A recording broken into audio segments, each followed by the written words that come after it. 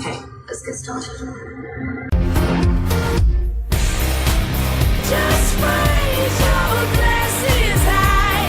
This one's Turtle time. Well, Shannon Bedore has finally reacted to the reports that she is a nightmare to work with. Shannon apparently said, "Whoa!" because she was wearing rollerblades at the time and someone dropped an ice cream cone right in front of her. Case closed. Isn't that right, Amy? Yeah, we have to probably go with Occam's razor on this one. I saw who was saying that she was a huge bitch to them at BravoCon when they were on Watch What Happens Live. Rodrigo, our friend of Turtle Time. He said... She commented on a clip and was like, I don't remember that. And he was like, you can't remember every schmo that you're mean to, I guess. That was a great response. That was in the same league as that one time he said, get your damn Hobbit feet out of my airplane meal. Rodrigo's funny on the internet sometimes. No, you're right. Let's Occam. We got to Occam this thing. She better, yeah. Shannon, that's my one rule. That, like, you can't be horrible to people. And Gina went on, I think, fucking Reality Von T podcast, which they get the exclusives every single week. But she goes, oh, yeah. She goes, Shannon had a rough year. She was like, I've never personally seen her like that, but I think it's horrible if someone does do that. So it wasn't, like, full squashing, in my opinion, what Gina said. So, bad. Yeah, I mean, we can't vouch. We didn't talk to her, didn't try. I saw her, didn't say anything. Shannon? Yeah. I interviewed her for 10 seconds, I think. She was nice to you there. Yeah, she knew who to butter and who to, she knew who to butter up at that thing. But I will say, Shannon's ruse might be the best fake personality I've ever seen, because every time I look at her when she's wearing that Axl Rose wig or like falling down the stairs or whatever, I'm just like, you seem so funny and fun and kind of, I don't know, what's that called? Effacing. So if she's a secret screaming tyrant on set, like, she's really hiding it well, in my opinion. Yeah, it's a red herring. It's a red herring. It's like when you say Ramona like spit on me, people are like, yeah, like she's so close to spitting on someone on camera. But Shannon, there's a real divide between how Shannon acts on camera. But anyway, I mean, it doesn't matter. I thought I'd report on that, but it doesn't matter. We always have to take a grain of salt with her. Shannon? Yeah. Knowing she's secretly evil. Yeah, and the biggest proof was that one guy, Joel Kim Booster, where he said, enough. He goes, Shannon is horrible to everyone. He really let the cat out of the bag on that one. And there was damage control that he had to do for a while, but he might have just been speaking the truth from Love Hotel. You know what I mean? Then remember, he had like a mental health crisis. I feel like Shannon Bedore put out the hit job to be like, nothing he says can be trusted. Yeah, he got locked away for a couple months after that. It was like, I don't know if it was for revealing things that Bravo didn't want revealed. Don't you think Andy Cohen, don't you think he's revealed bad spirits, Bravo bad spirits? Don't you think that he would give us a little inkling that Shannon might treat people like shit? I mean, he's so tied to the OC universe. I feel like he would have heard whispers and try to tell us that Shannon might not be all she seems. Yeah, he needs to get another book out. That's where he lets those things slide. Yeah, that's true. I just feel like he has a lot of grace with a lot of people, but the one thing he can't stand is being mean to his wonderful production teams. So I would think that this would be too much. I don't know. Andy needs to squash this thing before I'll stop thinking about it. I'm going to keep thinking about it until Andy officially lays the hammer down. Yeah, he's got a lot going on. I just saw he's in LA for something, but I don't remember what, so I don't know why I brought it up. Andy's in LA. That's great. We should try to see him. What do you think he's doing? Well, I wonder because a lot of Bravo talent is going to Australia, and I wonder if he's going to go. Like maybe he was doing a stopover because it's LA closer. LA to Australia. I'd be worried. The Lost flight. Well, it was on the way back, but do you remember the flight from Lost was, I think Australia back to Los Angeles. That was the doomed flight. So what are they? Hey, that's a big scoop. Shep and who'd you say? Meredith and Dorinda. Why are they doing that? It's for Heyu, the like UK Bravo platform. Oh, like an event. What is it? Yeah.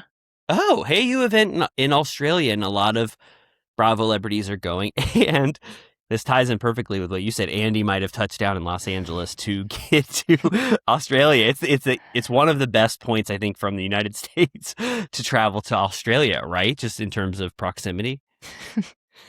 You have to say it, but yeah, our friend had a friend on the same flight, and you could see Meredith and Dorinda in the picture, and there was a tall man, and I was like, I bet my bottom dollar that's Shep. And then I checked Shep's Instagram story, and he was like, on my way to Australia. I was like, I fucking knew it.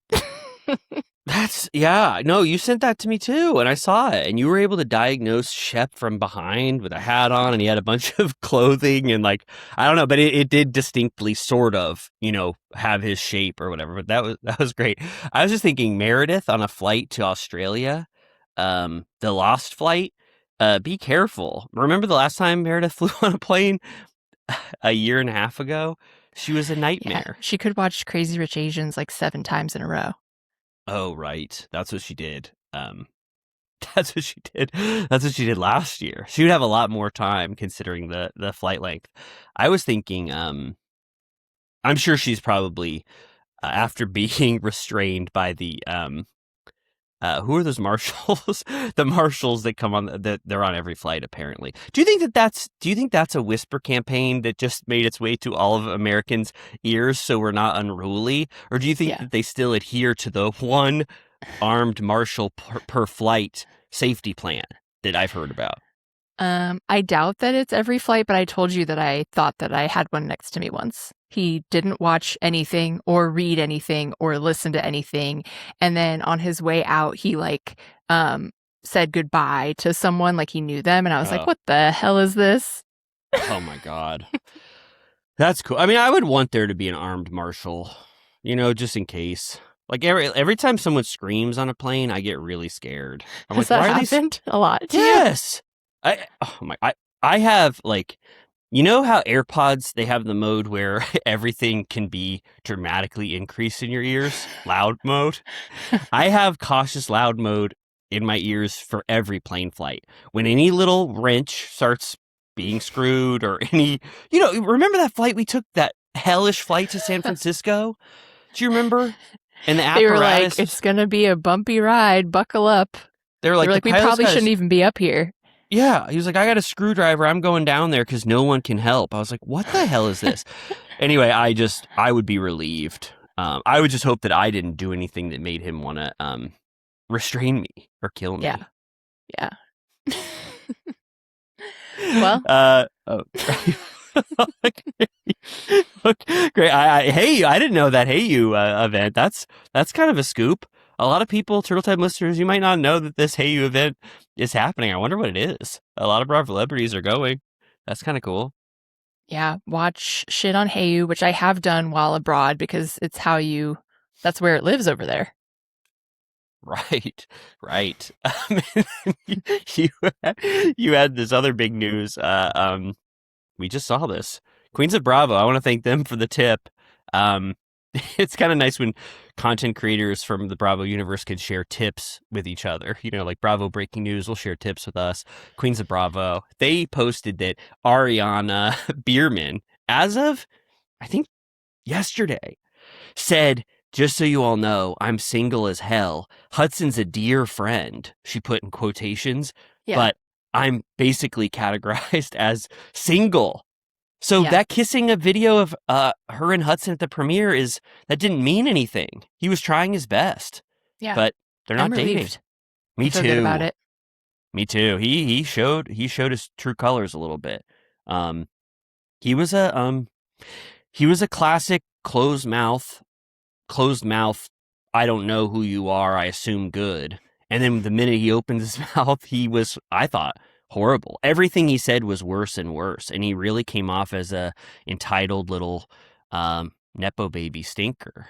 Yeah. So this is good for her. Yeah, she's the star of the show. I think pretty much everyone universally that I've ever talked to about Next Gen adores her. Like, no one has a bad thing to say. She's a princess. She's great. And she got that campaign in spite of everyone clamoring to get that BravoCon Dorothy campaign. She was the one. Even though Meredith was in it too, and it could have been Brooks, because that's his mom. It was Ariana. She represented the face of Next Gen NYC. So that's a huge deal. And I mean, this opens the door to Liam. If she forgives him. Charlie. Right? You know what I mean? I'm just saying, like, pursuing now it's like an open road where she can pursue different people. She's not tied to Hudson anymore. Yeah, I'll be watching. So that'll be in a day or two. We'll talk about that update, see who she makes out with. She's on the plane with Charlie. I'm excited. Me too. Next Gen? Yeah. Yeah. I'm excited too. Well, let's stay excited. Speaking of Next Gen, this episode reveals there's another member of the Next Gen of McBee's. Oh my God. Holy shit. That's one of the best segues we've ever done. That was perfect. There's a next generation of a McBee in Cole McBee's and Casey's baby being formed within Casey's body. Well, enough to where it appears on a pregnancy test. That's a big deal. And can we just say how the universe of Bravo works in terms of timeline to where that baby was just revealed outside of her body 3 or 4 days ago as of this recording? A little early. Yeah. Mm-hmm. So, I mean, like 2 weeks, not that early. Yeah. Yeah, it's like the episode airing where she reveals that she's pregnant aligns perfectly with the birth of the child. So you get to immediately look on Instagram and be like, oh, there she is. 9 months. Right? That's the math on it. Let's just say it. 9 months. So that was probably 9 months ago when this episode was filmed. December. Yeah. Do we ever get a more clear-cut 9 months timestamp than this? That episode premiered just now. 9 months later, she's giving birth to her baby in August, early August. Great time for a baby to be born. Penny's birthday is in August. Yep. I forgot that Cole was this young. Like, I knew he was young, but he was like turning 26 on this episode, I think. He's so young and so vivacious and so filled with life. Voluptuous. He's so voluptuous as well. He is, I don't know what to say about him. I mean, him is with Blair this episode, bringing her out and twirling her around, his reaction to being a new dad. I was just like, I'm in such a Cole mood this season. Like, this is the season of Cole. I can't believe it. Don't you think? Yeah, he's living it up over here. I mean, whatever. I'm in such a mode all the time of being so stressed out at the idea of having more children, especially 2 under 2. Like, I'm so like, oh my God, like, what are you thinking? And they're like, oh my God, this is going to be so hard. But I mean, it's what they wanted. They didn't try to prevent it. Oh, no. No. I think they actively had sex every day for ever since 10 days of intimacy started. So I think they're on like day 75. I think they had sex every single day and he didn't use protection. So when I was watching this, I was like, what do you think is going to happen? Sometimes sex unprotected, when semen comes into a body, you're going to have a pregnancy happen. So it wasn't that shocking. Even Allie, she's like, the way you guys fuck, of course you're going to have a child. Couldn't be me. Allie. No, yeah. Allie, oh my God, I felt bad. Allie's she's so covetous of their sex life. You can tell. She's like, wait, where'd you do it? When did you do it? No, if anybody can have 2 babies, 2 under 2, it's Cole and Casey. With Mama McBee, I just got to be honest. With Mama McBee running around between farms, like, that's it. And Tessa, I'm sure, comes over. Fuel like, Mama, put him in a tractor and call it a day.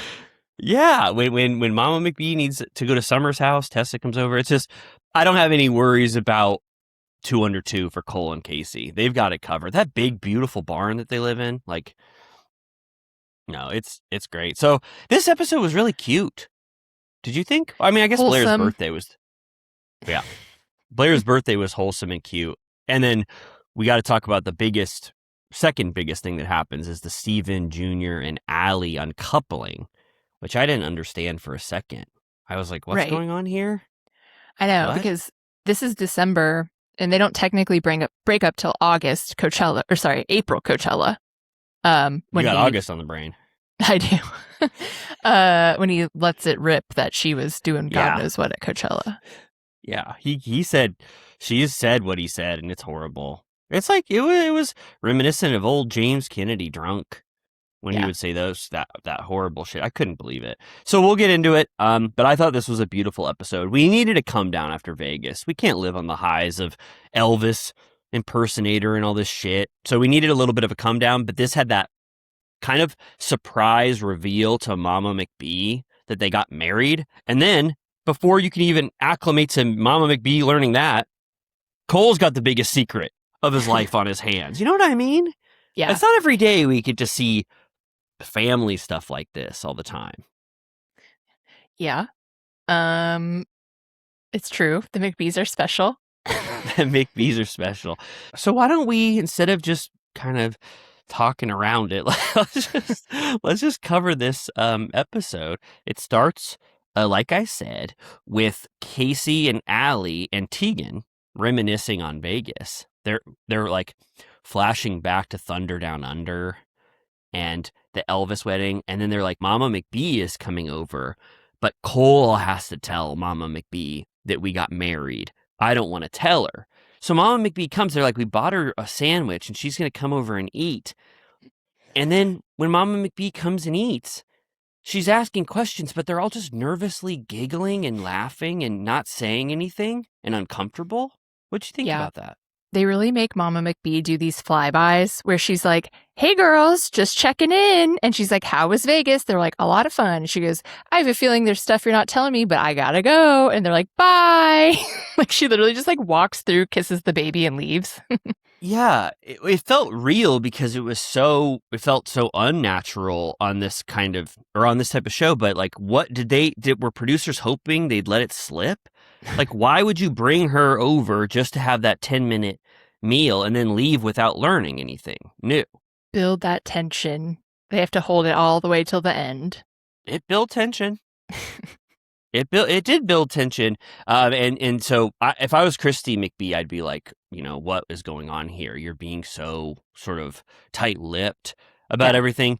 But she leaves she thought it was for like debaucherous reasons. She's like, I don't need to hear that, about the Thunder Down Under and the strip club. So she's like, I'm going to go.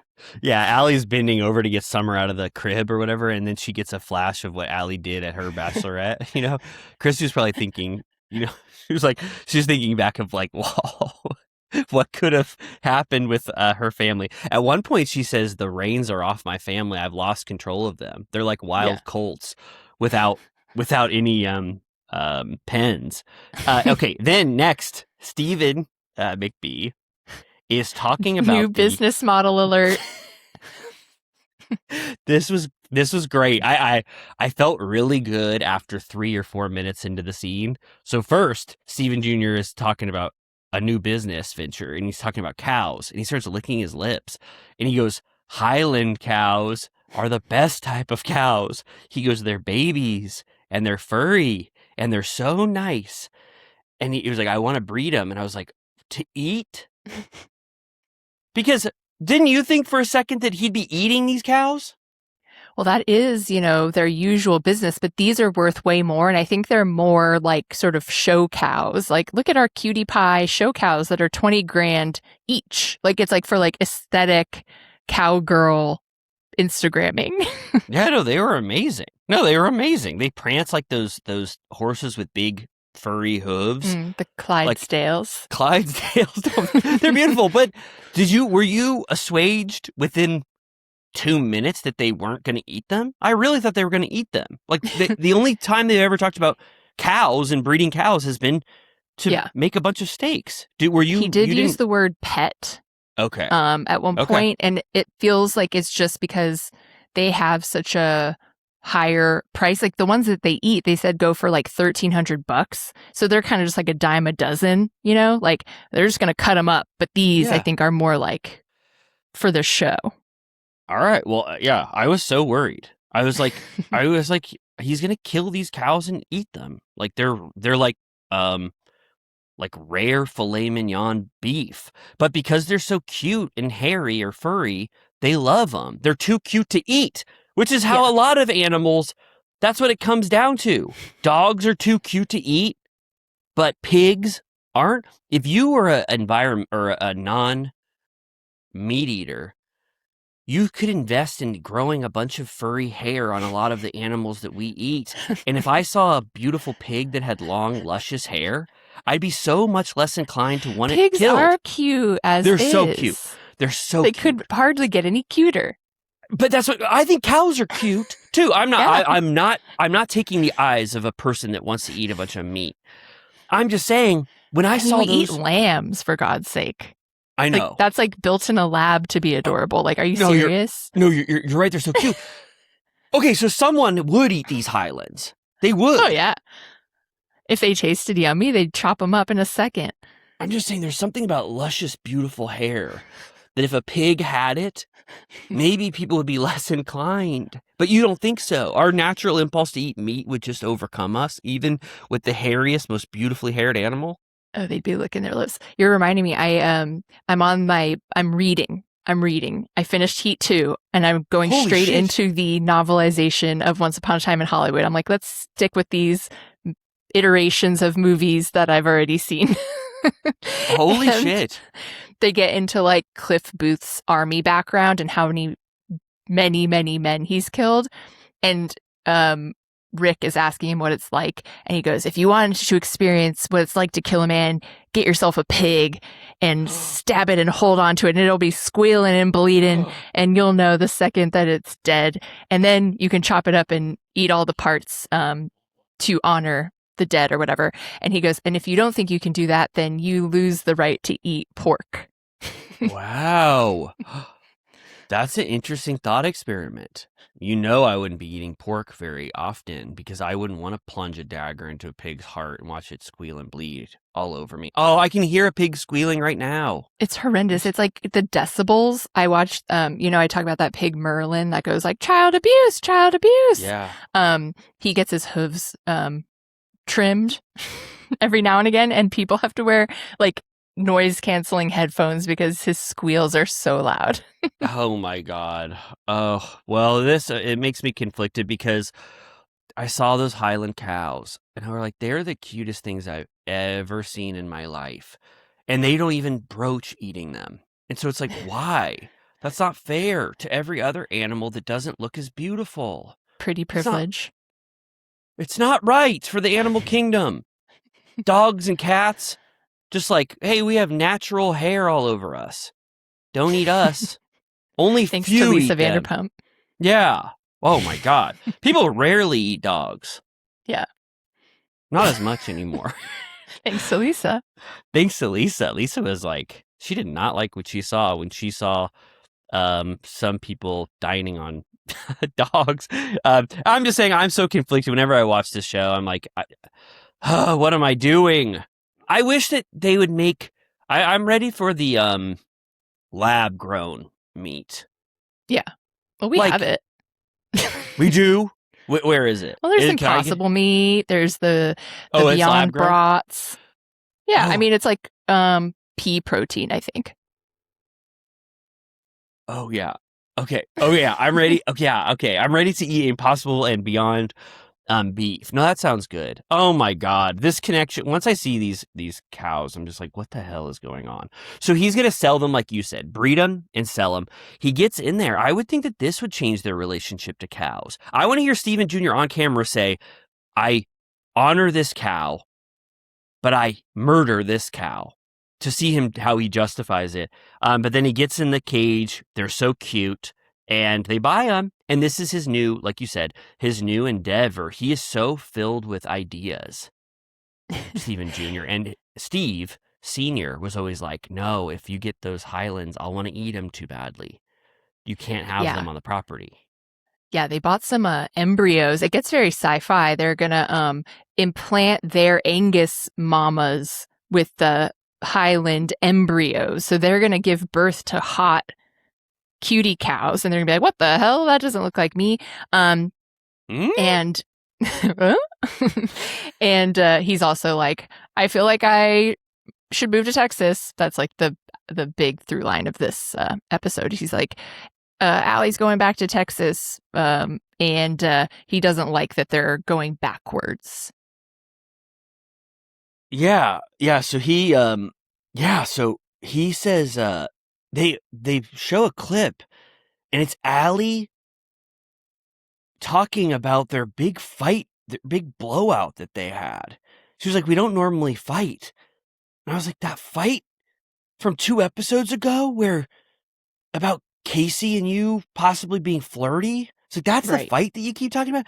And even Steven goes, "That was like a 2 out of 10. Yeah. Like, why is that a fight?" So they start to try to pin this whole Allie moving back to Texas thing, like on that got the ball rolling on some fight, or that she's trying to slow it down. But Steven Jr. is pretty confused.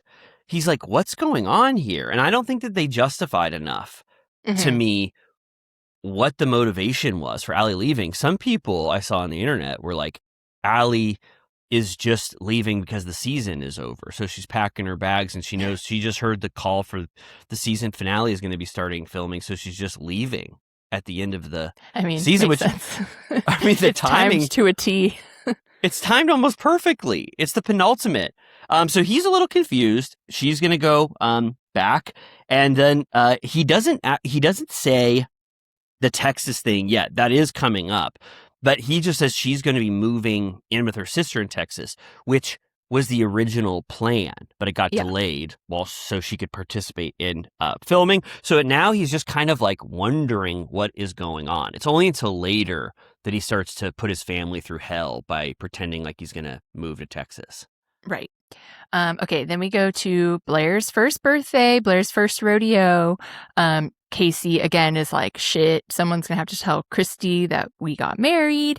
And then, more importantly, she tells Allie, she goes, I have another thing to tell you. I think I need to take a pregnancy test. She goes, I was late last month, but that was nothing compared to this.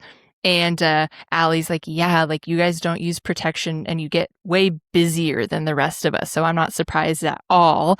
And I was wondering, I mean, it felt at least from like probably Casey already had taken one, but for the Allie part, it seemed quite genuine, her response. Yes, I thought so too. Allie was definitely shocked, and Casey's a little understated. You know, she doesn't give her full you can never all. tell. But so she was a little surprised too, maybe that it was confirmed. But I think the minute that the conversation about being late came up, some Jeff Jenkins production assistant ran to the store and got a pregnancy test immediately so that they could have this scene together. And I think Cole and Blair are like in the other room, maybe getting ready while her and Allie are having this scene. But Allie was stunned, even though she expected it because of the amount of sex that they have. She was still, it's shocking to have a pregnancy be revealed on camera, always, for us to see that genuine reaction. Yeah. Do you remember when Bethany did that? And it was like very low key and felt real. Like it was like self shot or something. Like it was like a really like verite moment. And it was a huge moment. I bet she wishes she could go back in time and do that on TikTok instead. Oh God. No, you know what I mean? Because her instincts were the same to film it for herself. But she just gave it to production. No, that was great. Anytime pregnancy is revealed, it's kind of fun. And then Christy goes, knock, knock, Mama McBee. And you're like, holy shit. Casey just found out she's pregnant, probably. Allie just found out she's pregnant. And now they not only have to keep that a secret, but then they have to reveal to Mama that the Vegas wedding happened. This party was beautiful. First birthday for Blair. It was so cute. Yeah, Blair coming she's out. wearing like these little like tacky ass bell bottoms with like a fringe top, and it's just very funny when like a baby wears silhouettes that are meant for like a grown sexy woman because she's just like has like diaper ass and is like hobbling around in these little bell bottoms. Yeah, there wasn't one thing sexy about it when she walked out. No, it was just bell bottoms and what was it? And a shirt, interesting shirt. No, but it was so sweet. Walking on her first birthday, gotta say, pretty incredible. Is that a milestone? That's good. Well, I can only compare it to myself, and Penny was walking shortly after her first birthday, taking steps, but not like Blair. Not that it matters. It's not a race. It's not a race. And every baby does things differently, but I was just proud of Blair. She was walking her ass off, clomping in those cowboy boots or whatever the hell they were. So that was fun and great. And they open all the presents later. They're opening all of Blair's presents in front of everyone. That gets a little tedious, I gotta say. Yeah, I know. It's like, I feel like most parties I've been to opt to not do that. Yeah, you don't want to do that. It's the kid. Blair was like, "This sucks. Another blouse. Yeah. Another hoodie." No, they hate it. So you don't want to do that. And it wastes everybody's time. And you can't fake a reaction. Like, I'm not good at faking a reaction if somebody gets me a shitty present. I'm like, this sucks. And we get there are grandparents lurking about, and Steven introduces Allie to, I think it's Mama McBee's mama. And she's like, she sounds like a keeper. And he's like, oh yeah, next time you see her, we'll be married, I swear. And she's like, that's good. She goes, that's great. He goes, Mama McBee, your daughter already said, I know this is the one you're going to marry, so just tell me the date. And then Allie goes, excuse me. In her confessional, she's like, we're talking about marriage. I just want to know what Steven Jr.'s favorite color is. And it's like, I know what color it is. Brown. And I don't really know anybody's favorite color. I mean, I guess she was just using an example, but it's not really. I mean, she was just using. I don't know that I even have one. I don't really operate like that. You know, I don't like choosing favorites. I know, of course not. And I think once you get to a certain age, you respect many colors, like 4 or 5. Yeah, in that One Night Only movie, their example of knowing someone is how they take their pizza or their coffee. Really? How you take your pizza? Yeah. Like, what do you get? Awesome. Oh, that's so cool. What would you say? Again, I'm like, where are we going? Like, what kind of pizza is it? Like, what options do they have? Is it like a specialty place? Like, do they have something interesting? Or is it like, you know, like I have too many follow-ups. I can't operate like this. All right. Yeah, you need to think about it. I'll say mine if you don't want to know my one night only pizza: pepperoni and onions. Oh. Have you ever had that? Okay. I don't eat peps, but I get onion. Like if I was going to do a veggie, I would do onion, black olive, and mushroom. I shouldn't have said my pepperoni. Now I'm thinking about the pepperoni animal. Why would I ever have said that on a the pepperoni episode? Creature? It's just like one long pepperoni with eyes. That feels no pain and doesn't know life or death. That's what I wish. Just like a fruit that's a pepperoni flavored. God damn, I need to get that what you said. Impossible pepperonis. What the hell am I doing? I've been eating pepperoni animals this whole time. All right. Well, then, no, that's a great test, though. It's better than favorite color, like Allie said. But again, Allie is telling us, whoa, whoa, whoa, I'm stepping back. And it's just like, why? Right. I wish I knew, except that I think it's just because her contract has been fulfilled. Yeah, I agree. I keep getting videos of her, and she's one of those people that is sort of uncanny, where I'm like, it takes me a full second or two to realize who she is, because she kind of just looks like every other woman that looks like that. So I'm like, wait, oh, yeah. And I'm like, oh, no, I don't need to see what you're doing at all. And then I move on. Yeah, I don't know if I'm going to retain my my love for Allie Eklund post McBee's. You know, like, I don't think I'm going to keep it. I mean, she had a reality virtual reality interview recently, but it's just like, I don't really, you know, I liked you in the McBee universe. I'm not following for an Allie spinoff. I liked her family, though, the prank family. Do you remember the The prank pranking? was good. But I'm sure he'll have a new one that looks just like her next season, which I'm trying to do the math. I guess if it's a few months, like I'm trying to think of the Coachella stuff will never be, the timing will never be right on that. So it'll be like well after that. No, it's too, no, we'll never see that. It's too far. His brothers had childhood sweethearts. Yeah. What happened to his? This is a childhood sweetheart family. Casey was childhood. Allie was childhood. Where the hell is Steven Jr.'s old lost high school love? Yeah. Going great for Jesse. Jesse's is, yeah, I mean, him and Casey, their relationship, they almost balance each other out. It's a, what's that, Goldilocks? He could have the middle one where it's like, we have sex once Decent. a week. We're fine. We love each other. But he's, Kala and Allie, he's sort of gone to the same well, it seems, Instagram influencer girlfriend. No offense. I mean, I'm married to an Instagram influencer. I like it. I'm just saying there's nothing wrong with that. But I'm just saying his boys that he compares himself to both had childhood sweethearts, and he has no one. Like, I was like, is Tegan going to be available? Right. Like, post Jake or something? Like, Tegan, it should be just someone that he knows. Masha. Like, yeah, steal Tegan. Tegan. He went to the ring shopping with Jake. He could be like, yeah, Jake. just switch. Yeah, he'd be like, Jake was really hesitant at the ring shop, and I wasn't. I really wanted to give you a ring. You know what I mean? Like, make him look bad and Yeah, take he's over. like, I can make you a real McBee, not this like fake sidekick McBee shit. Jake, though, is gunning for the Braden spot, which is kind of interesting. Yeah. I wonder if Braden has a sweetheart. Not that we've seen. No, he was single in Vegas, remember? They were like, you can do whatever you want. And now Steven Jr. Yeah, exactly. Now Steven Jr. is like, I want to marry Sierra. It's like, what the hell are you talking about? Get him to the summer house. Like, all bets are off. They're on fucking Below Deck now. They could just mingle, whatever can happen. Oh, Cowboy night at Summer House is one of the parties. Steven Jr. shows up. Oh my God, Cannonball!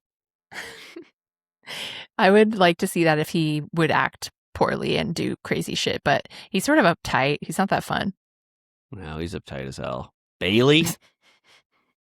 Bailey? She's been seen smooching with somebody, a mystery man. Really? Who? Yeah, I mean, I don't know. Wow, It was Bailey? like at the club. Yeah. Oh my God! And then they all went to Below Deck. I know. It looks wild. They're still there. Okay. So now they have to reveal that they got married. And I will say, because Cole starts to tease it and he brings out the photo and he's like, guess what? Like, Casey has my last name. Blair has the same last name as her mom and dad. And Fuel Mama's like, you wouldn't take that from your mama, would you? And Christy's like, what's happening? And they kind of played it in the teaser like she was going to be really upset, but she's actually really cool about it. And I was like, that's actually very refreshing, because there are so many moms out there that would be so annoying and dramatic about this and like ruin the moment and like storm off, Yeah, not Mama McBee. I thought that there was a little strain to the smile, because the tease had a good face. They had a good face that conveyed what I thought was going to be the reaction. They had it. But I think that she just was overcome with what the moment meant and decided to be really supportive. And I think very quickly word got around that another wedding ceremony was coming when Daddy McBee comes out. So I think that softened the blow a little bit. But like you said, I was very proud of her reaction. She loved it. She gave him a big kiss. She's running around screaming. And then Steven Jr. said, he goes, just so you know, Mom, Galena didn't get to go, because that would have done the opposite of softening the blow. Galena got to be there. So they must have purposefully excluded Galena from that event. They were hanging out with her all day, and they must have had to have a talk with her saying, Galena, I'm so sorry, but you can't show up to the Vegas Elvis Chapel with us. Yeah, Galena to Christy is like, wow, like, we're gonna have to do our own thing since we weren't invited. And she's like, yeah, like, we're not the same. We're definitely doing a wedding once their dad gets out. Like, don't compare me to you. She's like, I'm the mom of them. She's like, these are my boys. And then Casey says, "Get out of my house, everybody." Tessa is like in the pen, and so is Mama McBee. And then she's like, "Okay, we're gonna go in the toilet really quick, me and Cole." And then she goes, "I got you a present, Cole." And he goes, "What is it?" I bet he thought it could have been anything at that point. But then when he starts to feel what it is, it's very characteristically a little plastic, what would you call that? Like a little plastic, Stick. stick. and the wheels are turning. He already knows. When you get a pregnancy test, she wouldn't have given him an unpregnant.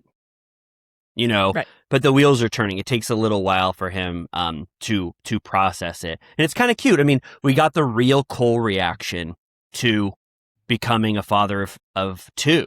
He's shocked. And, you're excited, but you're also very stressed and nervous and worried about the second baby. Yeah. He's like, we already don't sleep, but no, it's good. It's good. And so, yeah, only Allie knows. He's like, keep it like that for now. And so this is another secret that will need to be held. We get Steven dropping off Allie at the airport. This is like the millionth time we've seen an airport drop off.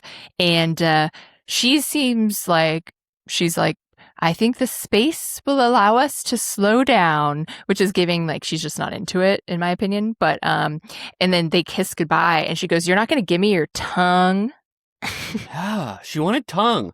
She was being affectionate, almost overly affectionate, to sort of compensate for what was actually going on. And Steven Jr. was a little distant and sad.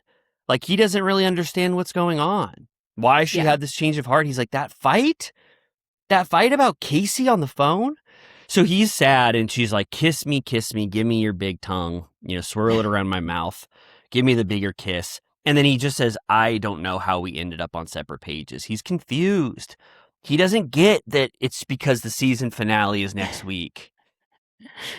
Yeah. She's like, my contract is fulfilled. Goodbye. Right. And he's going to cry. But more importantly, he has to deal with this embryo transfer, which it was a little goofy the way it's the coldest day of the year. It's snowing. The cows are like knee deep in snow. They're doing the IVF basically with these cows. And they're like, yeah, the vet who's here is wondering if today's the best day to do it because it really is so cold that it could mess it up. And he goes, we got to get this done. Like, it was very storyline. Like, no. Like, we need this cash. We got to get it done now. And they're like, well, it might not work if we do it today. And he's like, shit, it's always something. He goes, every day my luck gets worse and worse on every endeavor I have. This is so similar to HUD. I don't know if you remember the embryo part where they're shoving stuff in cows like this, but this is like the most HUD-centric scene I've ever seen. And they do it to all of them. All the Angus cows got little Highland embryos within them. So they bought 2 Adam and Eve Highland cows. And then they also got the bunch of embryos. They just bought the embryos. Oh, they didn't even get those cows? I thought they loaded those Highlands up into a trailer. Did they? Oh, maybe. Oh, I thought they were talking about how easy it was. Well, they did drive a trailer there, so maybe. I think they grabbed 2. I think they grabbed 2 Highlands. I think they grabbed just 2 and a bunch of embryos. Okay. I think. I don't know. I didn't see it. I think.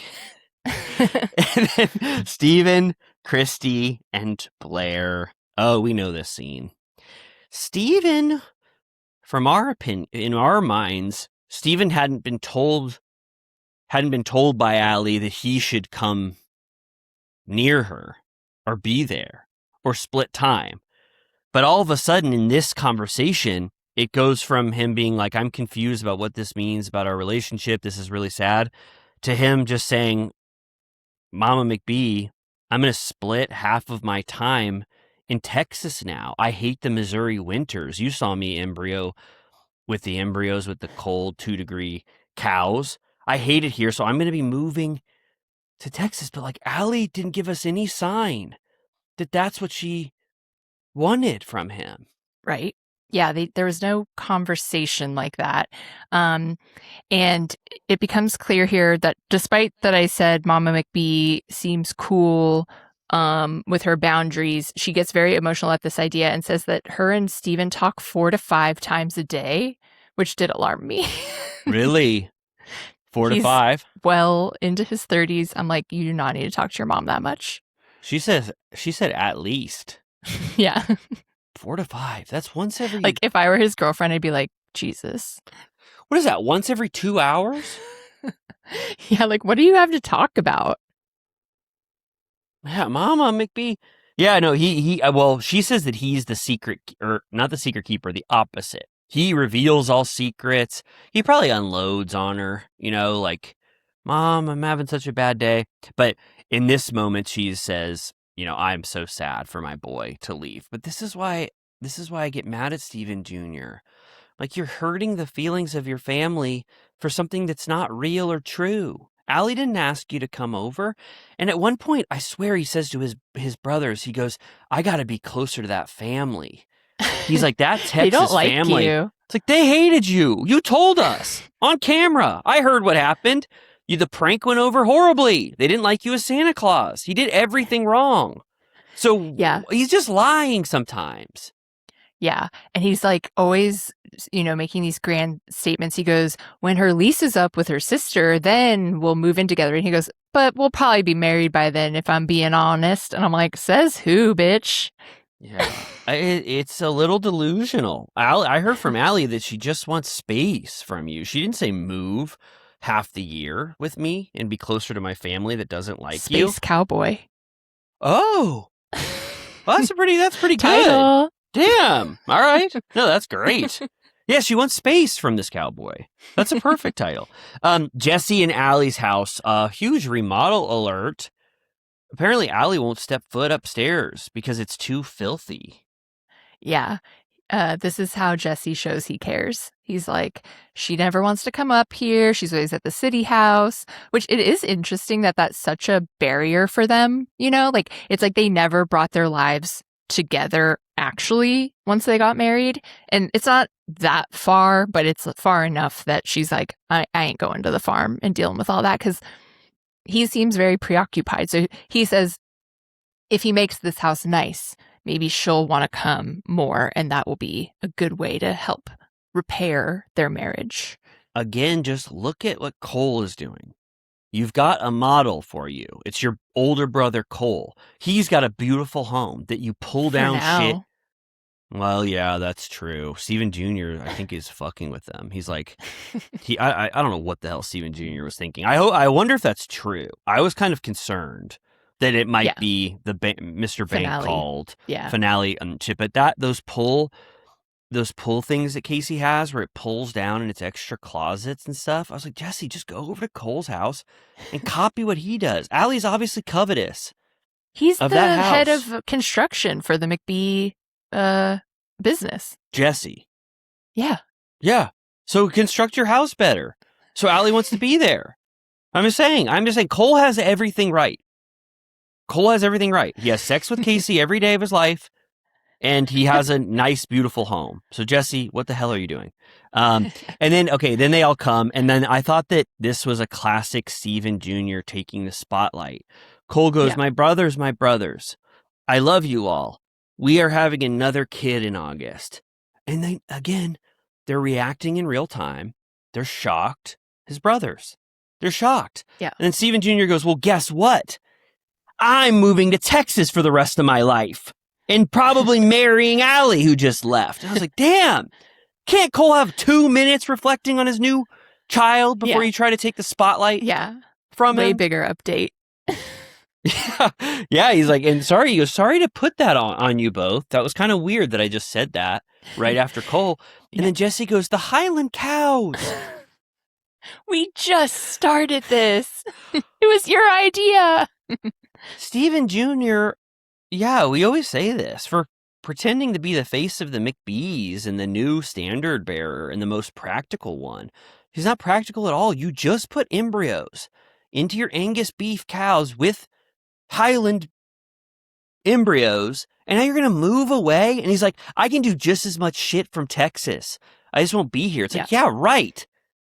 Yeah, right. The actual physical stuff. So Jesse, even though he doesn't say it to Steven because he's too uncomfortable, in his confessional, he's loud and clear that he thinks Steven Jr. makes horrible decisions all the time. Yeah. Steven's like, everything's fallen into place. I got a perfect plan. And then Cole's like, well, I'm fucking worried about the farm. You know, like, this is not a good time to go. So he also, okay, in the next scene, we go back to Drennan Jewelry, the Kyle Chan of Missouri.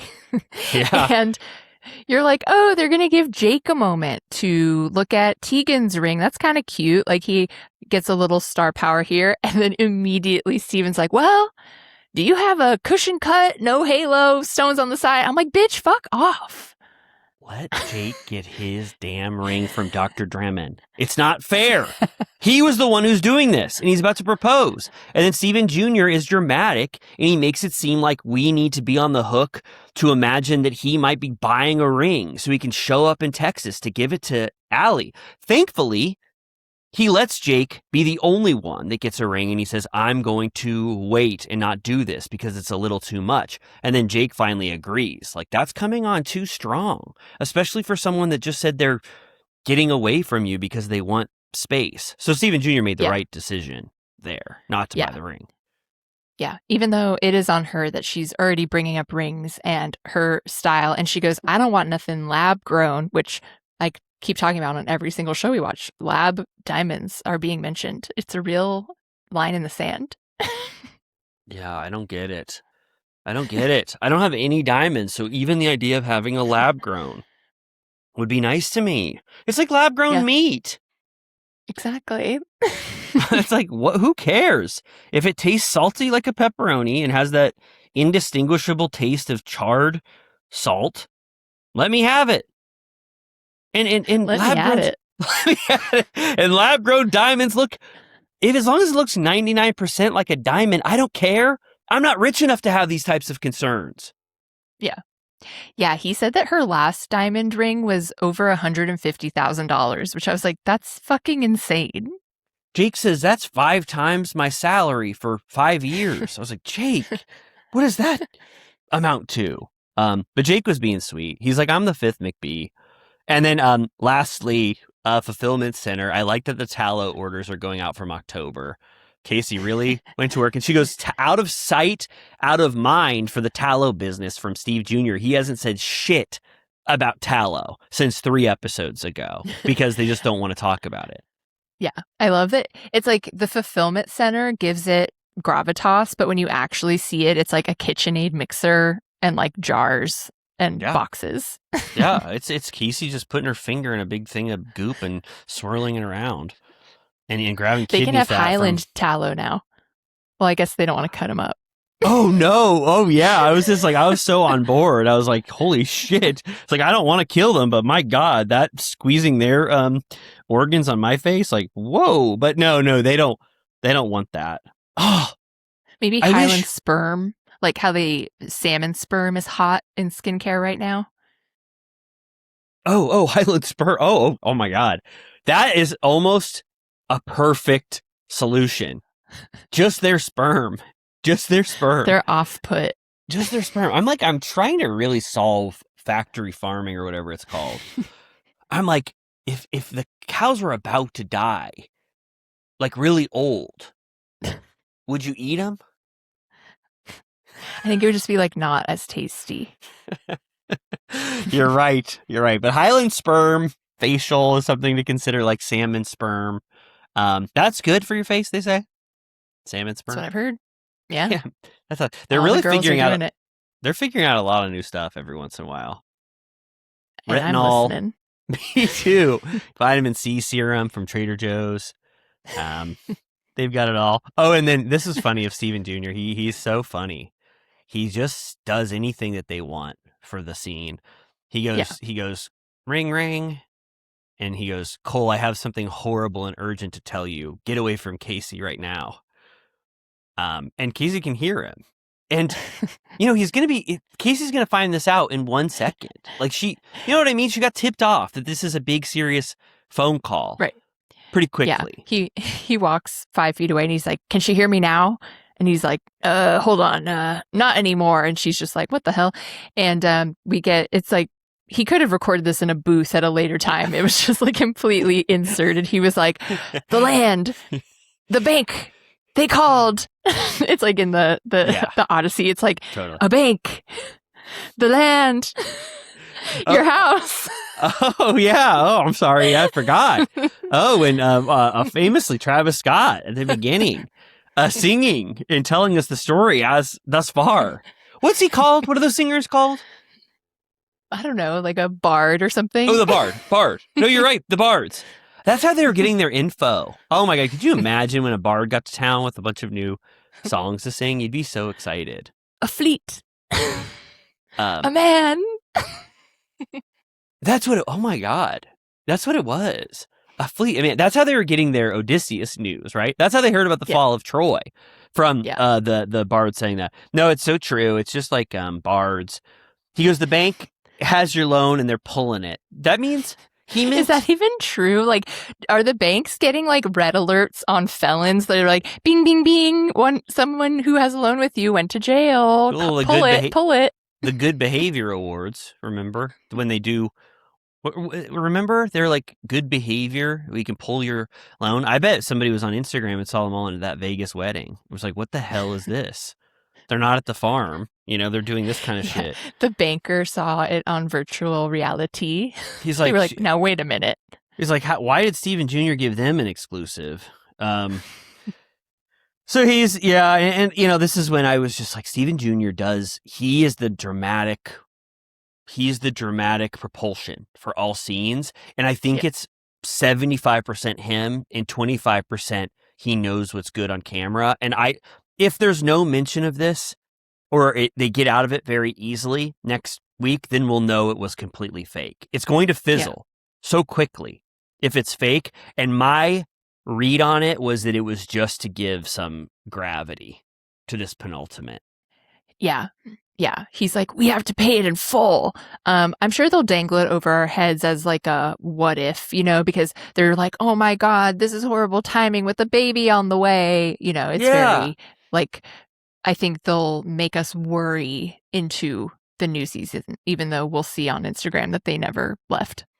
Right. But it was so coincidental that he said, I'm going to have a baby. And then Steven Jr. goes, I'm going to call the bank and see if they want to pull any loans right now. You know what I mean? Like, it was like a day after he heard that news that then all of a sudden the house is in question. So who knows? But I don't care. I really don't even give a shit. Like, it's probably kind of true. Something about it is maybe true. But the fact that it was a possible concern. Yeah. Like when the feds were circling in the first season, I was like, this is fake. And then cut to Steven Sr. in prison in Yankton. Right. Yeah. And then it's going to lead to the drama in the next episode is like, we got to offload the car wash because we need the cash. And I'm like, you can't get rid of the fucking car wash. Yeah, right. Yeah, fucking right. That car wash is generating all of your income. And then Galena goes, if this is going to get personal, then I'll get personal. And then you hear some big explosion, and then the boys go, whoa! And they start screaming. I was like, what the hell is Galena going to do? I hope she really was like, had that bat back out and was wreaking havoc. But thank God for her. Beating the shit out of the car wash, do you think? Like, if you can't take it away from me, I'll destroy it first. I would love that for the finale. And then we see Steven made a fool where Allie goes, move to Texas. I don't fucking think so. She's like, I need more time. That's why I left. Yeah. It's like, where did this come from, Steven? He's so what's it called? Lovelorn? He's a love bomber. Yeah, he's a love bomber, but he's so forlorn about love. He like really, he wants to be loved so badly. And his brothers love him all they can. But it's just not enough. And his mom loves him. Don't get me started on Mama McBee. She's going to war with everyone for her son. So maybe he got too much love. And he's insatiable. Yeah, he has an insatiable need for love. It's the worst thing you could have. Well, I hope he finds love someday, but you and I, that's for us to talk about on the finale next week. I think we should say goodbye to the McBee family. Another amazing chapter. Yeah. One more and we're through. Until next time. How do you feel about this McBee era ending? I feel good about it. I love these little 10-ep seasons. It's such a little treat. It doesn't drag on. It's just packed. I think it's great. Yeah, you're right. It's great. It was a wonderful season. So let's say goodbye. Amy and I are going to leave, do all that shit that we say at the end of an episode. I don't know, Patreon and all that shit. But Amy, let's say goodbye, right? See ya. Goodbye.